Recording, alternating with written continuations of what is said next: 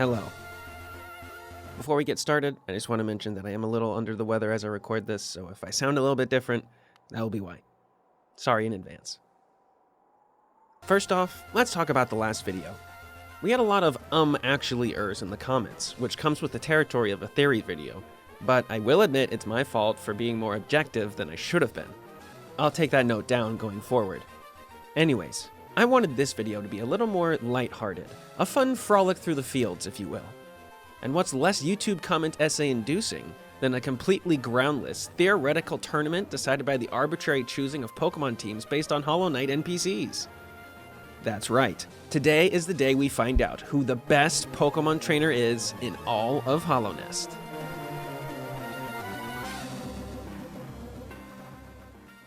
As far as who we pick for our tournament goers goes, I decided to pick the most prominent characters from HK. That is, the ones I thought were the most popular in the community.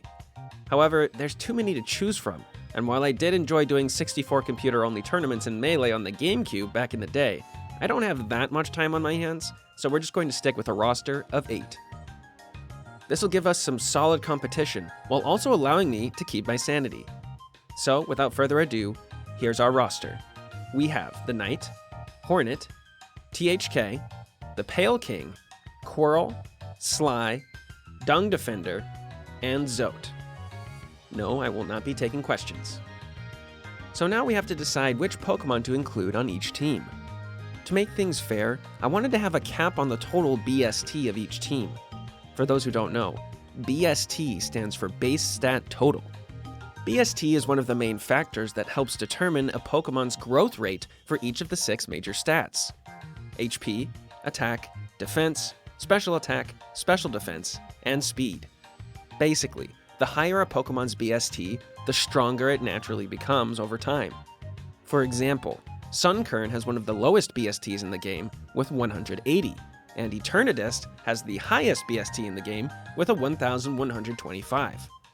If you add up every single Pokemon's BST and take the average, you get a total of 2,550. I figure with a team size of 6 Pokemon, you would get an average BST of 425, which seems pretty balanced to me. As one final rule, I imposed a limit of 1 mythical/legendary/ultra beast per team, just so I wouldn't be tempted to pick 2 insanely strong Pokemon, just to have to pick 4 of the weakest to fill in. Real quick before we get started choosing teams, I want to know your thoughts. Which Pokemon would you pick for each of these characters? I'd love to know. Also, while you're down there typing away, you should subscribe and hit the bell for notifications. Thanks. Okay, now that we have our rules, we can begin. Let's start with the Knight. For the Knight's team, I decided on the theme of just a little guy. Obviously, this applies to any Pokemon with said aesthetic. Bonus points if they look like they have one of those Drifloon-esque Pokedex entries. You know the one. The first obvious choice for the Knight's team is Marshadow. Look at them, they're basically the same thing. Observe. Bet you can't tell which is which now. Next up is Phalanx, the Pokemon that is literally just a bunch of little guys. For the same reason, I also chose Tandemaus. 2 little guys, the ideal choice. Then, to round it out, we have Esper and Mimikyu. Go Team Little Guy. Hornet's turn. I think we can all agree that Hornet is fast. Zip-zap-zopping around whatever arena she's in, her trusty needle will always kick your teeth in. For that reason, I went with the theme, Jack be nimble, Jack be quick, Jack be beating me with their candlestick. Ergo, if it looks like it's fast and can beat me up, or it has a tool with which it can beat me up. For Hornet's legendary, I chose Zeraora, who can move so fast it's literally called the Thunderclap Pokemon. Our other fast boys on the team are Weavile and Scyther. Our final 3 mons for Hornet each fit the latter half of the theme: Cubone, Timber, and Tinkatink. Each has a tool they could absolutely deal some damage with. Moving on, Dung Defender's theme is pretty obvious. Stink Knights. Basically anything that looks like it smells like a Discord mod, or would go on a grand quest for their Lord Liege. Escavalier is an easy choice, as well as Armarouge and Pawniard. I would agree that Pawniard is kind of on the lower end of the knightly spectrum, but he for sure gives off Squire vibes at least. For his legendary, I chose Wo-Chien. A little controversial maybe, but its Pokédex entry reads, "The grudge of a person punished for writing the king's evil deeds upon wooden tablets has clad itself in dead leaves to become a Pokémon." They at one point did in fact have a Lord Liege, and have you ever smelled a compost pile? Those things reek. Of course, I had to include Trubbish, and the one Mon that had to be on the team over anyone else is Rellor. Duh. For THK, I went with the theme Sad Boy TM, anything that looks like it has a tragic backstory, or would listen to My Chemical Romance or any other emo-adjacent band. THK just has that vibe. Surprisingly, a lot of Mons fit this aesthetic. For our legendary, we have Darkrai, who not only fits the bill we're looking for, but also turns all of his victims into sad boys. The rest of the team is easy to fill out with Absol, Krokorok, Lycanroc, Toxel, and Haunter. Next is Sly, perhaps the simplest theme of them all.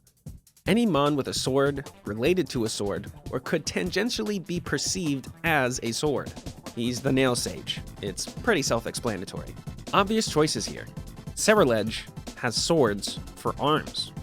Sirfetch'd would slice me into bits, and Honedge is literally a sword. For our legendary, we have Zacian, the sword dog, and for our final two, we have Fomantis and Poltergeist. Fomantis just looks like Sly, and I mean, if you stand far enough away, that looks like a sword, right? Meh, it was the best I could do with what little BST we had left. Now for Zote. I had something very special planned for his team. 6 Sunkerns. For Pale King, what we're going for is if it looks regal or has the word king in its name.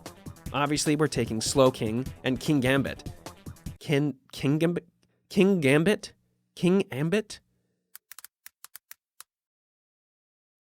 King Ambit? Huh. Anyways, for our legendary, we're going with Walk King Wake. It was the only one that fit the bill, I'm so sorry. Our last 3 are the court goers. We have Frillish, wearing a crown. Cacnea, definitely not biased here, see the crown. And finally, Nickit, who has the kind of evil advisor to the king vibe going on. And finally, we have Quirrell. You know what Quirrell likes? Adventuring. You know what else involves adventuring? Dungeons and Dragons. Basically, if it looks like a Pokemon would fit as a D&D class, it goes here. For our Ranger, we have Decidueye. Our legendary Pokemon will be the Bard, Meloetta. We have a Monk in Sock, a Druid with Flabebe, an Artificer Clink, and a Fighter, Pancham. And so the stage is set. Our combatants are primed and ready. Let us begin the Hallownest Grand Tournament! I randomized the contenders and ended up with this round 1. Quirrell versus Sly, Hornet versus Pale King, the Knight versus Zote, and THK versus Dung Defender. And just so we know, my brother will be piloting the second team of Pokemon, just so we don't think I'm playing against myself. Round 1, Quirrell versus Sly. A very close match for round 1. After a few slip-ups from Quirrell, he regains his footing and manages to bring it back to a 1v1 between the team's 2 legendaries, Meloetta and Zacian. Unfortunately, Meloetta had to pick up too much slack from those early turns and ends up falling, causing Sly to be our first victor. Round 2, Hornet versus Pale King. They both decide to lead with a smaller Mon, saving the big guns for later. After some back and forth, Tinkatink goes down, being replaced with Timber, who proceeds to sweep the next 3 Pokemon, surviving on 1 HP to take out the take out that guy. This advantage ends up being just too much for the Pale King to come back from, and Hornet becomes the victor for round 2. Round 3, the Knight versus Zote. No, I didn't actually give Zote 6 Sunkerns. Each of the Pokemon are just named Sunkern. His actual team is based on his massive ego, or how he sees himself. So, Zote has Machoke, Buzzwole, Girder, Mienfoo, Cubfoo, and Gabite. The Knight starts small to test the waters, and Zote sends out Cubfoo, who then sweeps the Knight's first 3 Mons with Acrobatics, a move that gets stronger when the Pokemon isn't holding an item. Finally, Cubfoo gets taken down, but Zote's lead is incredibly decisive. It would take a miracle for the knight to come back at this point. Or, in true Zote fashion, he flaunts his lead, using moves that aren't his strongest, and even using a field hazard move. This is bad-mannered, as the knight only has one Pokemon left and can't switch out, effectively wasting Zote's turn. To the very last Mon, where then he proceeds to lose due to 2 flinches in a row from Failing's Rock Slide. Poetry at its finest. The knight moves on. Round 4, Dung Defender versus THK. After using Haunter's trick to give Wo Chien an item that locks it into using one move, Wo Chien has to switch out. A nail-biting mid-game ensues, where THK falls behind and has to overcome a stat-boosted Armarouge. But using Absol's Sucker Punch, and with a lockdown Wo Chien from the beginning of the fight, they manage to pull ahead just enough for Darkrai to finish it, winning them the round. Semifinals, Round 1, Sly versus Hornet.